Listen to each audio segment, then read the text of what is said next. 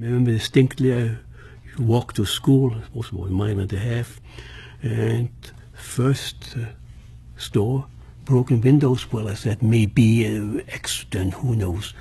And a little bit further down, another one. That was strange. And then with the third store, I realized something had happened. And then while walking to school, I saw the Jewish the windows of jewel stores broken, and I saw already in the distance the smoke. First I didn't know what it meant, but then I realized they are burning the synagogues. And then of course some of the teachers didn't appear because they at random took Jewish men and sent them to concentration camps, in this case Sachsenhausen. And of school went along with about half of the faculty. And I remember distinctly, we got a little note, was sent home, saying, because of the special circumstances, report cards will be late this time.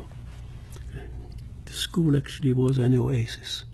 Once we entered the school doors closed behind us. It was a different world. Forgot all the bad times, the harassment. But one thing I never realized, that the teachers were heroes. They came to school every day.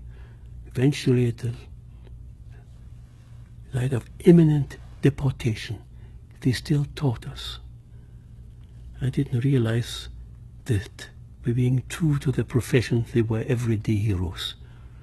Now I realize what they have done, and I'm eternally grateful. I remember the Latin teacher.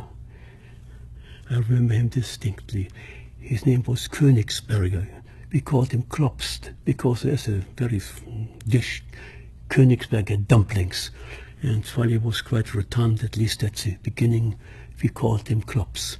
He taught Latin. He taught it well. I'm embarrassed how much I have forgotten.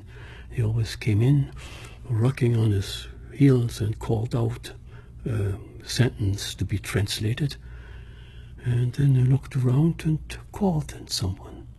And very often he looked at the front row, and there were sitting two timid girls, Gisela and Gisa, and it always happened. He asked the question, and then Guy, drawing it out, and the two girls in anticipation. And then the second syllable, sa was a la, then one girl. They didn't have to be concerned. They were excellent students. They both perished. And Klops, the teacher, perished too. Yes, I remember. A wonderful teacher. My parents really tried to leave, but where to go? We had some very distant relatives in the United States and some friends, but you needed an affidavit. And even if you had an affidavit, there was a quarter number. It was not so easy. You just couldn't leave. And even then, too, at that time, if you had an affidavit and were ready to go, how did you pay for the passage? We call ourselves Homo sapiens, the wise man, but I sometimes wonder whether we should call ourselves Homo stultissimus, the most foolish one, saying we haven't learned and things can happen everywhere. You have to be on guard.